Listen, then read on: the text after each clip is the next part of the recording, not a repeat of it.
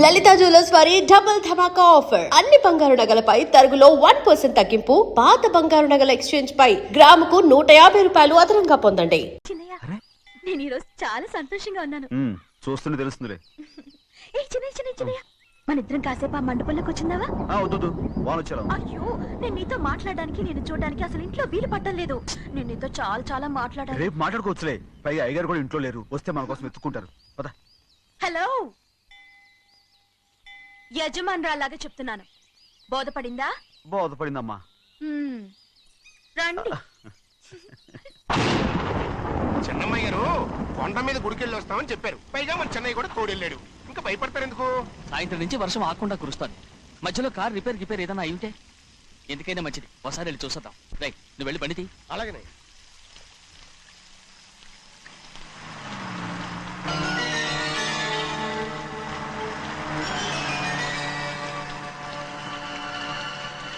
అయ్యా, అడు చూడండి, ఆ కారు మందేననుకుంటానండి. అవునయ్యా, ఆ బండి 288. నేను అప్పుడే చెప్పాగా బండి రిపేర్ ఏదైనా అయి ఉంటుందని. రైట్, పక్కన ఆపరా. చాలా పొద్దుపోయింది. ఇంటికి వెళ్ళిపోదామా?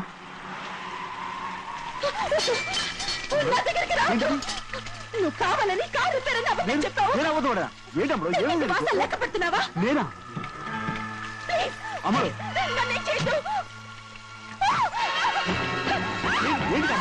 పిచ్చి పట్టిందా? నీకే మొన్న వచ్చి పట్టింది. నా ప్రాణం పోయినా నీకు లోగను. ఏంటమ్మా నువ్వు చేసే పని? ఏంటి అమ్మడు? చూస్తారు కట్టు చూసారా? ఎవరైనా వస్తారా? చెన్నయ్య,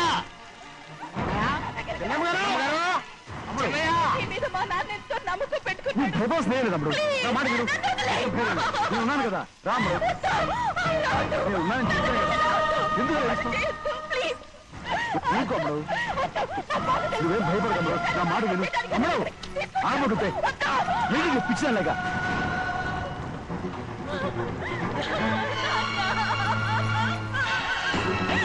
ఏంటమ్మా ఇది? చెప్పమ్మా, చెప్పు. కారు రిపేర్ చెప్పి నన్ను మండపంలోకి తీసుకొచ్చాడు. వర్షం పడుతుంది, కారు రిపేర్ చేయలేమని ఇక్కడే ఉందామని నన్ను అదోలా చూశాడు. నాకు చాలా భయం వేసింది. ఏ పర్వాలేదు, నడిచేదే వెళ్ళిపోదాం నేనంటే, నువ్వు విదేశాలు చదువుకుని వచ్చావు, ఆ మాత్రం అర్థం చేసుకోలేవా? ఈ ఒక్క రోజుకి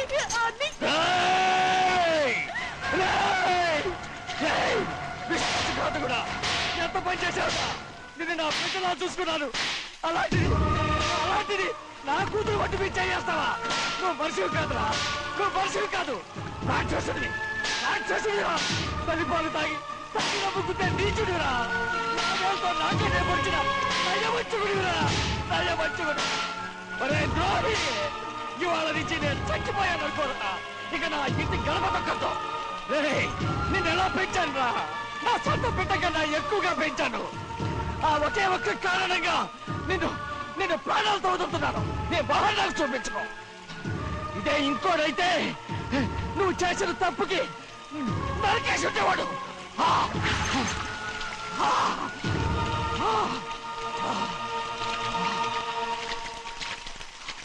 పదమ్మా, రే రండా. ఇవాళతో వాడికి మనకి రుణం తిరిగిపోయి.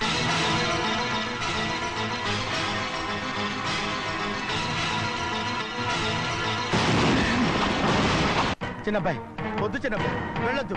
నా మాట విను. 2 కుటుంబాలు కలవబోతున్నాయి. వద్దు చిన్నబ్బాయి.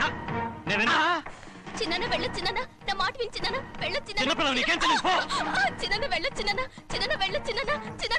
ఆగో, ఎక్కడికి వెళ్తున్నావు? ఒక నౌకరేదవా? నా అక్క కూతురు ఒంటి మీద చెయ్యేశాడని తెలుసు కూడా నన్ను నోరు మూసుకుని కూర్చోమంటావా? అటు తప్పుకున్నాయా? వాడి కాలో చెయ్యం నరకందే నేను నిద్రపోను. నరికేస్తే నీ పక్క చల్లారిపోతుందా? అందుకని పరువు పైన పర్వాలేదని చేతులు ముట్టు కూర్చోమంటావా? పొర్రుందిరా నీకు? వాడిని చంపేసి జైలుకెళ్ళి కూర్చుంటావా? పర్వాలేదు, జరిగింది విని గాజులు తొడుక్కుని కూర్చోవడం కంటే అదే మేలు. ఊళ్ళో నలుగురు చేత మొహం మీద ఉమ్మయించుకోవడం కంటే జైలుకెళ్ళడమే మేలు. తప్పుకో. వద్దు బాబు, నేను చెప్పేది కొంచెం విను. మా నాన్న చిన్నయ్య నెత్తి మీద పెట్టుకుని ఊరేగాడు. ఇప్పుడు ఆయనే నిజం తెలుసుకుని బయటకు గెంటేశాడు. ఆ శిక్ష వాడికి చాలు. కానీ మీ చెల్లెలు పరువు పోయిందే, దానికి కారణమైన వాడిని నేను ఊరికే వదిలేయాలా? నువ్వు వాణ్ణి నరికేస్తే జరిగింది మాసిపోతుందా? పోదు, కానీ కోపం కొంచెమైనా తగ్గుతుంది కదా. 2 రోజులు ప్రశాంతంగా ఉంటే అన్ని కోపాలు పోతాయి.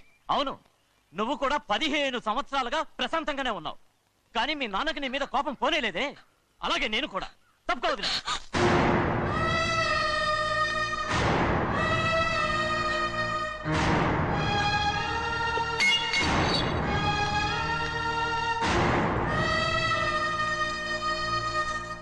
వాడి కోపంలో కూడా న్యాయం ఉంది గౌరీ. ఎవడో చేసిన దాన్ని ఎవడు చేసుకుంటాడు చెప్పు? న్యాయంగా చూస్తే వాడు చేసుకోవాల్సిన పిల్ల. వాడు మనతో పాటు చిన్న వయసులో వచ్చేసాడు కాబట్టి ఆ కుటుంబానికి విరోధయ్యాడు. పోన్లే, తను నాకు మర్యాద ఇవ్వకపోయినా నీకైనా ఇచ్చాడు. అచ్చా రే మణిదీరా. ఎందుకయ్యా చెన్నైని అడగాలి? కలుపు తీయడానికి ఎంతమంది కూలీలు కావాలో చెన్నైకే తెలుసండి. శనక్కాయలు ఏ కొట్లో అమ్మాలో చెన్నైకే తెలుసండి. జొన్న చేనుకు మందు కొట్టారో లేదో చెన్నైకే తెలుసండి. అయ్యా మరి నేను వెళ్ళొస్తానండి. ఎక్కడికి వెళ్తున్నావు? చెన్నై దగ్గరికండి. ఎందుకు? అదేనండి, కౌలు డబ్బులు ఎవరెవరి పేరుతో ఏ ఏ బ్యాంకుల్లో వేయాలి, ఈ దివాణానికి కావలసినటువంటి వస్తువులన్నీ ఎక్కడ కొనాలి, ఇవన్నీ చెన్నైకే తెలుసండి. అడిగి తెలుసుకుందామని బయలుదేరా. ఏంటయ్యా ఇన్ని రోజులు ఇవన్నీ చెన్నై చూసుకుంటుంటే మీరందరూ ఇంట్లో తిని కూర్చుని ఏం చేస్తారు? గాడిదలు కాస్తున్నారా? చే ఇది ఇల్లా సత్రమా? అబ్బా నువ్వు ఉండవయ్యా, నేను చెప్తున్నాను కదా. వంటింట్లో ఏమేం చేయాలో ఎంతెంత చేయాలో తెలియక అందరూ ఖాళీగా కూర్చున్నారు. 2 రోజుల నుంచి చెన్నై పళ్ళకు రావట్లేదంటగా. వెంటనే డ్రైవర్ పంపించి చెన్నైని పిలిపించాడే. 2 రోజులుగా నువ్వు ఎక్కడికి వెళ్ళావు? సముద్రం ఎలా ఉంటుందో చూద్దామని వైజాగ్ వెళ్ళానండి. వెళ్ళా సముద్రంలో గోవిందయ్య అయ్యా ఈ లెక్క చూసి పంపించా. అగా, నీకు లెక్క చూసి కదా డబ్బులు ఇవ్వాలి. మరి ముందే అయ్యా అయ్యా అయ్యా అంటూ ముష్టోళ్ళగా చేయి చెప్తావిట్రా. నువ్వు ఎప్పుడు వచ్చావు, నీకు ఎంత ఇవ్వాలి చెప్పు. గుమ్మస్తా మీరా నేనండి. మీకు లెక్కలు తెలియకపోతే వెళ్ళి చెన్నై గారిని అడగండి. ఏంట్రా డబ్బా ఇస్తున్నావా? నన్ను ఉద్యోగం అనేది వెళ్ళిపోమన్నారు కదా. అంటే ఏడుస్తావిట్రా. ఎక్కడికి వెళ్ళాలో ఎలా బతకాలో తెలియక ఏడుస్తుంటా. సరే ఏడో ఒక. ఇప్పుడు మా ఇల్లు చూసుకోవడానికి ఎవరు లేరురా. నా కూతురు కూడా ఇక్కడే పని చేస్తుంది. మరి నువ్వు మా ఇల్లు జాగ్రత్తగా చూసుకుంటావా? అలాగేనండి. ఈ ఉద్యోగం పర్మనెంట్ కదండి? అది నీ నరకం మీద ఆధారపడి ఉంటుంది. అంతే కదా. తప్పకండి. ఎలా ఉంది? అదేంట్రా నరాలు తగినట్టు నడుస్తున్నావు? బాలేదా? ఇంకోటి నడుస్తాను. ఎలా? నువ్వు పర్మనెంట్ గా టెంపరవరీయే. అమ్మా, చెన్నైని ఇంట్లోంచి బయటికి పంపించినంత మాత్రాన నీ ఆత్మ శాంతించదని నాకు తెలుసమ్మా.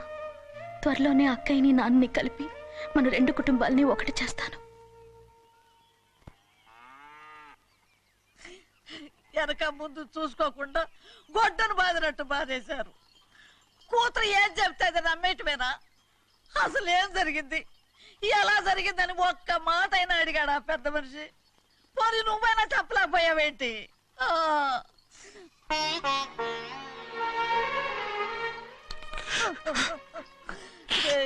చిన్నయ్య ఏడుస్తున్నావయ్యా? పెద్దయ్య కొట్టాడని బాధపడుతున్నావా? అబ్బే, పెద్ద కొట్టిన దెబ్బలు కాదని నేను బాధపడుతుంటా. ఈ నెలల్లో ఒక్కరోజు కూడా నేను ఆయన విడిచిపెట్టి ఉండలేదు. అలాంటిది 2 రోజులు అయిపోయింది ఆయన చూసి. అదే బాధగా ఉంది. బాధ ఇదే. చిన్నయ్య చూడు, ఎవ్వరికి కనపడకుండా పెద్దయ్య గారిని చూసిరారా, అప్పుడు నీ మనసు స్థిమిత పడుతుంది. లేదే, ఆయన తప్ప ఆయన తెలుసుకుని నాకు కబురు చేసేంత వరకు నేను ఆయన మొహం చూడను. ఆ దొంగ ముఖం నీ మీద మనసు పడ్డట్టు నాటకం ఆడింది అనుకో. అది నీ యజమాని కూతురని తెలుసు కదా, నువ్వెందుకు మనసు పడ్డా? సిగ్గిడిసి తన అందరి ముందు పంపు సెట్ దగ్గర స్నానం చేస్తూ నా మీద పడ్డప్పుడు కూడా నేను మనసు పడలేదే. కానీ ఒకరోజు, అయ్యో ఏంటి తమ్ముడు మధ్యగానే పోయిందేంటి? పుస్తకాలన్నీ తగలబెడతావు, పైగా చదువుకో డిగ్రీ కాగితాలు కూడా మంటలు పడేస్తావేంటి? ఏమైంది నీకు? ఇదిగో మర్యాదగా మంటలవి. అవి నేను చదివి సంపాదించుకున్న డిగ్రీలు. వాటిని మంటల్లో వేస్తాను, చెప్పేస్తాను, నా ఇష్టం. అది అడిగే హక్కు నీకు లేదు. అవి మంటల్లో వేయకపోతే ప్రాణానికి ప్రాణంగా చూసుకుంటున్నావే మా నాన్న. ఆయన మీద ఒట్టు ఇలా ఇలా పడి చేస్తాను. వెయ్యి.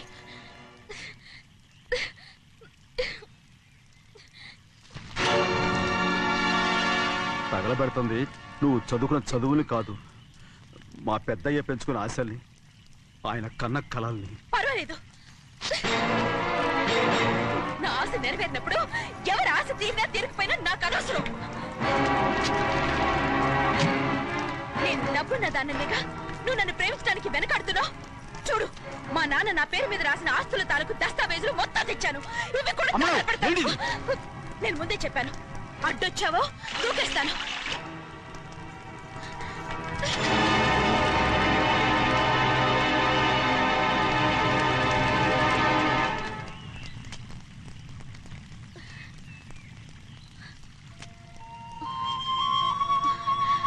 చూడు, ఇప్పుడు నేను ఒట్టి ప్రభావతిని. నాకు చదువు లేదు, డబ్బు లేదు. ఇప్పుడు నేను ఒప్పుకుంటావా? మరి చిన్నపిల్ల మాడతావేంటి? ఎన్ని చెప్పినా సరే నువ్వు మా పెద్ద కూతురువి. అలాంటిది నేను పెళ్లి చేసుకోవడం ఏంటి? మరి అర్థమైన మాడతావు.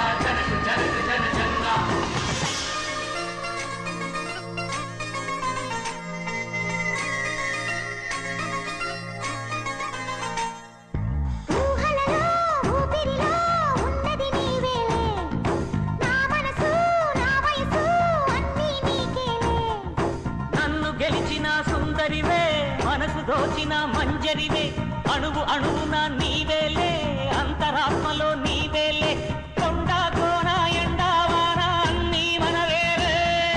జనక జన జన్న జన్న జనక జనక జన జన్న జనక జనక జన జన్న జన్న జనక జనక జన జన్న.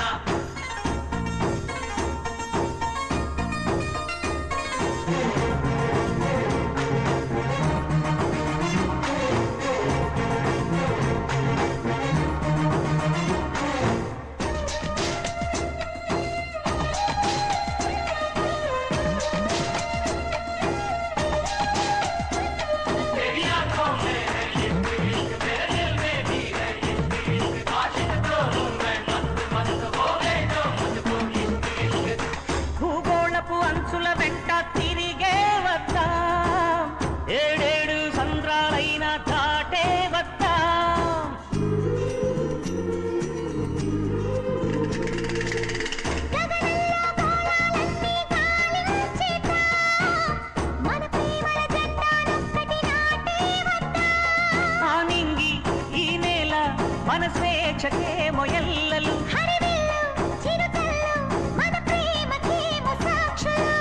చంద్రుడెరుగని పున్నమి రాత్రులు ప్రేమలోనే ఉన్నాయిలే.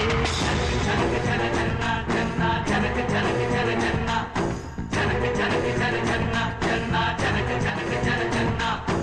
ఊహలలో ఊపిరిలో ఉన్నది నీవేలే, ఊసులలో బాసలలో ఉన్నది నీవేలే.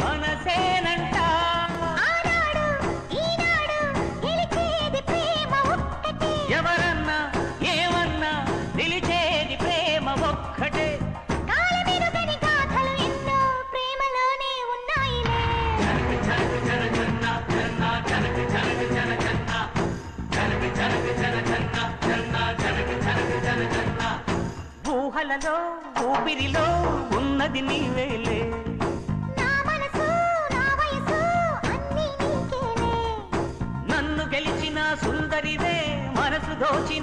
మంజరివే అణువు అణువునా నీవేలే అంతరాత్మలో నీవేలే కొండ కోన ఎండ వాన అన్నీ మనవేలే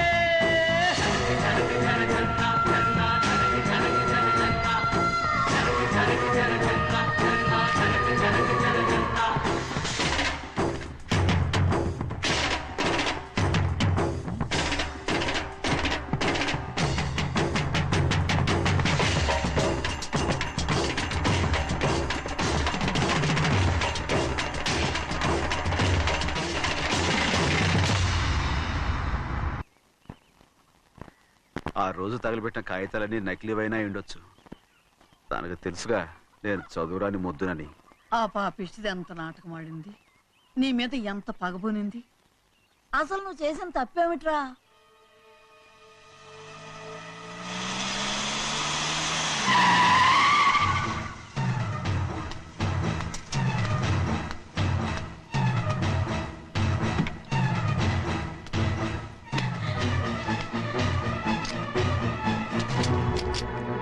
నేనా నీ వెంటబడి తిరిగాను? నేనా నేను ప్రేమించమని అడిగాను? నేనా నేను పెళ్లి చేసుకోమని అడిగాను? ఆ రోజు గుడికి రమ్మంది ఎవరు? వద్దన్న మండపానికి తీసుకెళ్ళింది ఎవరు? చేసినంత నువ్వు చేసి నేనేదో చేసిన అన్నావే. నేను నిజంగా పాప పోనీలే ఆడదాని వారు ఊరుకుంటున్నాను అనుకున్నావేమో. పొరపాటు. నన్ను ఎంతగానో నమ్మిన మా అయ్యగారు నన్ను అనుమానించి తప్పు పట్టారే, దానికి ఆ రోజు నా నోరు మూసుకుపోయింది. కానీ ఈ రోజు మాత్రం నేను ఊరుకునేది లేదు. చెప్పు, ఎందుకు చేసావు ఈ పని? కారణం చెప్పు. ఒకే ఒక్క కారణం, నిన్ను మా ఇంట్లోంచి వెళ్ళగొట్టాలి. ఎంతో ఇష్టంగా చూసుకునే మా నాన్న నిన్ను అసహించుకోవాలి. మా అక్క కుటుంబం 15 సంవత్సరాల నుంచి మా నాన్నకు దూరంగా ఉండటానికి కారణం నువ్వు. అంతేకాదు, మా అమ్మ మాకు లేకుండా పోవడానికి కారణం కూడా నువ్వే. అలాంటి నీకు మా ఇంట్లో రాజ మర్యాద, అందరి మీద అధికారం. కన్న కూతురైన నాకంటే మా నాన్నకి నీ మీద ఎక్కువ ప్రేమ. అందుకే నిన్ను ఇలా మోసం చేశాను, నమ్మించాను. అర్థమైందా? Good bye.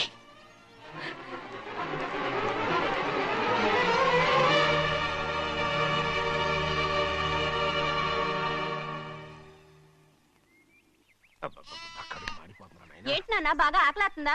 అవునమ్మా, ఇడ్లీ దమ్మని ఆ బస్సు గాని పంపించి 2 గంటలైంది. అప్పటికి ఆలస్యం అవుతామని నా బండి కూడా ఇచ్చి పంపించా. వచ్చేసా. సంతోషించాం. దా. ఏంట్రా ఇంత ఆలస్యంగా చచ్చావు? మరి దీన్ని నడిపించకరావద్దేంటి? అదే నేనైతే లగెత్తుకు వచ్చేసేవాడిని. అంటే ఈ బండి నడపడం నీ చేత కదా? మరి ఎందుకు చేసుకెళ్ళట్టు? ఏమో మీరు తీసుకెళ్ళమన్నారు, కర్మ తీసుకెళ్ళాను. కర్మ. సర్లే, ఆకలి చచ్చేట్టుగా ఉన్నా. ఇడ్లీలు ఎక్కడా? అదిగో మూటలో వచ్చేస్తున్నాయి. నోట్లో ఇడ్లీలు రావటం ఏంట్రా? ఒరే, ఈయన నంబర్లే గానీ మూట దింపి ఇప్పి చూపించండి. అట్టగానండి. ఇన్ని ఇడ్లీలు తెచ్చావిడ్రా? మరి 494 రూపాయలకు ఆ మాత్రం ఇడ్లీలు రావేంటి? 494 రూపాయలకి ఇడ్లీలా? మరి అదే చెప్పడమేమో చెప్పేస్తారు, ఆ తర్వాత మర్చిపోతారు. మనీ నాగమణి. నాగమ్మండి. ఏంటండి? ఏంటంట? అప్పుడు మీ నాన్న నాతో ఏం చెప్పాడు? ఉండండి, ఆలోచించుకుని చెప్తాను. ఏంటమ్మా, ఫ్లాష్ బ్యాక్ వెళ్తున్నావా? అవును. బాబా ఆకలేస్తుందిరా.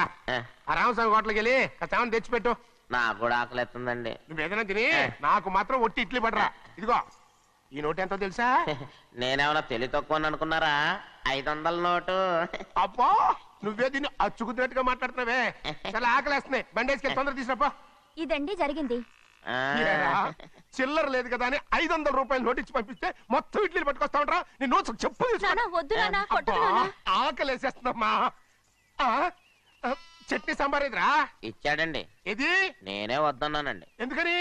మరి అదే మళ్ళీ మర్చిపోయారు. ఆ? నాగమణి, మీ నాన్న నాతో ఏం చెప్పాడు? అయ్యో అయ్యో, చట్నీ సాంబార్లని ఎన్ని సార్లు ఫ్లాష్ బ్యాక్ వెళ్తారా? తిని నాకు మాత్రం ఉట్టి ఇడ్లీ పడరా. ఇదిగో, ఆయనకు అర్థమయ్యట్టు మళ్ళీ చెప్పు. నాకు మాత్రం ఒట్టి ఇడ్లీ పడరా. అయ్యో, రేయ్, నువ్వు నా కంటి ముందు చెప్పా. ఒళ్ళు మండిపోతుంది. ఆయనతో పాటు నేను బయటికి వెళ్ళిపోతాను. ఎందుకంటే ఆయన నేను వద్దు! మీ దిక్కుమాలిన ప్రేమ కథ వినే ఓపిక ఎవ్వరికి లేదమ్మా. అయినా నువ్వు అనేదేముందిలే, అతను లేకుండా నేను బతకలేను అంటావు, అంతే కదా? అవునా? ఆ, అయితే ఓ కండిషన్ రా. ఏంటి? నువ్వు చాలా తెలియగలవాడవని ఈ ప్రపంచానికి, నీ ముఖానికి ప్రపంచం దాకా ఎందుకు గాని ఈ ఊళ్ళో నిరూపించుకో. నా కూతురు నీకు ఇచ్చి పెళ్లి చేస్తా. వాకే వెరీ వీచి. అయితే నువ్వు ఇంటి బయటికి వెళ్ళరా. బయటికి రండి. అయ్యయ్యో నాకు కాళ్ళు చేతులు ఆటలు లేదే. మీరెందుకు వచ్చారు అయ్య గారు? కబురు పెడితే నేనే వచ్చేదాన్నిగా. కూర్చోండి అయ్యా, కూర్చోండి. చిన్నయ్య టౌన్కి వెళ్ళాడు, ఏదో కొట్లో పని చేస్తున్నాడు. తలరాత దాన్ని ఎవడు మార్చగలడు? నేనేం వాడిని చూడటానికి రాలేదు, నిన్ను చూడటానికి వచ్చాను. అవును, వారం వారం డబ్బుల కోసం వచ్చేదానివి 2 వారాలుగా ఎందుకు రాలేదు? అయినా నా బాధ్యత నేను చెయ్యాలిగా. ఇదిగో తీసుకో. డబ్బొద్దండి. నీ మనవడిని నేను ఇంట్లోంచి తరిమేశాను వద్దంటున్నావా? ఇది నీ మనవడి కోసం కాదు, నీ కొడుకు కోసం నేను చెయ్యాల్సిన బాధ్యత. ఆనాడు ఊరంతా నా బిడ్డ తప్పు చేశాడన్నా, మీ మనసుకి మాత్రం తప్పు చేశాడనిపించలేదు. ఈ రోజు నా మనవడు కూడా ఏ తప్పు చేయలేదు. ఆ విషయం మీరు తెలుసుకుని వాడిని ఏ రోజు పనిలోకి రమ్మంటారో ఆ రోజే డబ్బు తీసుకుంటాను. నీ మనవడు చేసింది నేను కళ్ళారా చూశాను. దాని గురించి మాట్లాడాలంటే నాకే అసహ్యంగా ఉంది. డబ్బు తీసుకుంటావా లేదా? వద్దు బాబు. ఈ రోషమనాలో నేను చూస్తాను.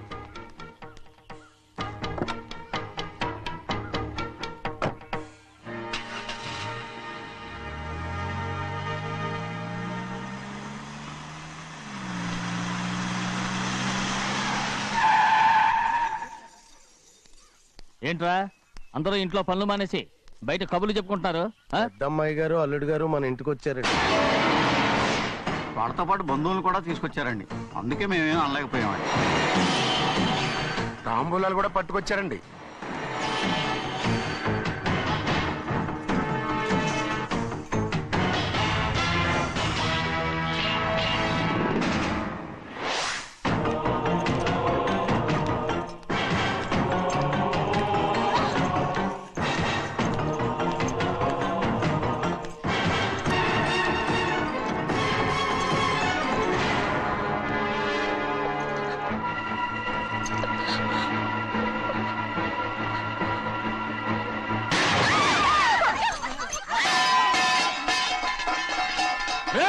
అయ్యా 15 ఏళ్ళైంది బంధాలు తెగిపోయి. ఎంత ధైర్యం ఉంటే మళ్ళీ ఈ ఇంట్లో అడుగు పెడతారు? ఎవరు రాయి గాడిదల్ని లోపల రానిచ్చింది? ముందు వీళ్ళందరినీ మెడబెట్టి బయటికి గెంటేయండి. నేనే వాళ్ళని రమ్మన్నాను.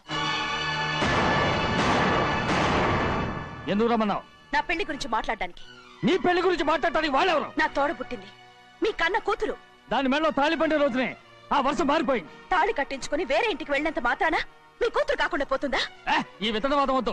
రమ్మని చెప్పి నువ్వే, వాళ్ళని పంపని చెప్పు. అంత కాని పని మేమేం చేశాం బావా? ఇంకోసారి బాగా అంటే మర్యాద తక్కదు. మీ చిన్న కూతురు పరుగు పోయినప్పుడు ఏమైందో ఈ మర్యాద? అది నా సొంత విషయం రా. నాకు సొంత విషయమే. ఏంటో నీ సొంత విషయం? అక్కడ నిలబడిందే అది నా అక్క కూతురు, చేసుకునే హక్కు నాకుంది. అందుకే పిల్లని అడగడానికి వచ్చాం. చెప్పు తీసుకొడతాను.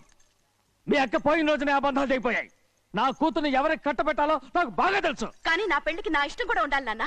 ఓహో, వీడిని ఇష్టపడ్డావన్నమాట పెళ్లి చేసుకోవటానికి. కాదు, తల్లి ప్రేమకి ఎలాగో నోచుకోలేకపోయాను. అట్లీస్ట్ ఆ ఇంటికి కోడలుగా వెళ్ళి అక్కలోనైనా అమ్మని చూసుకుందామని ఆశపడ్డాను. నీ ఆశ నే బతుకున్నంత కాలం తీరదు. ఎందుకు తీరదు? నా పెళ్లికి మీ అనుమతి అవసరం లేదు. నేనిప్పుడు మేజర్ని.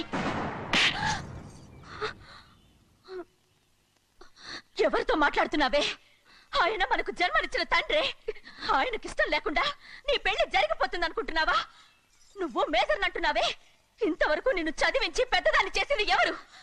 విదేశాల్లో చదివినంత మాత్రాన నోటికొచ్చినట్టు మాట్లాడతావా?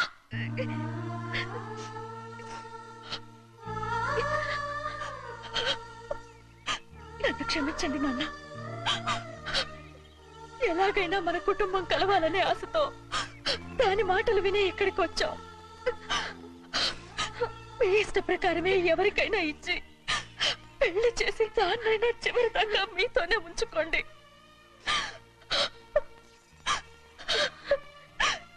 వెళ్ళొస్తానన్నా. ఎందుకు వదినా వెళ్ళొస్తామని చెప్తున్నావు? ఈ జన్మలో ఇక్కడికి రాలేమని తెలిపోయింది కదా, వెళ్తామని చెప్పు.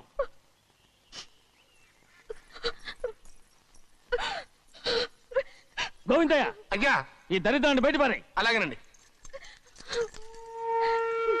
నన్ను క్షమించండి నాన్న. ఊరుకోమ్మా, ఏదో తెలియక చేశావు, పర్వాలేదు.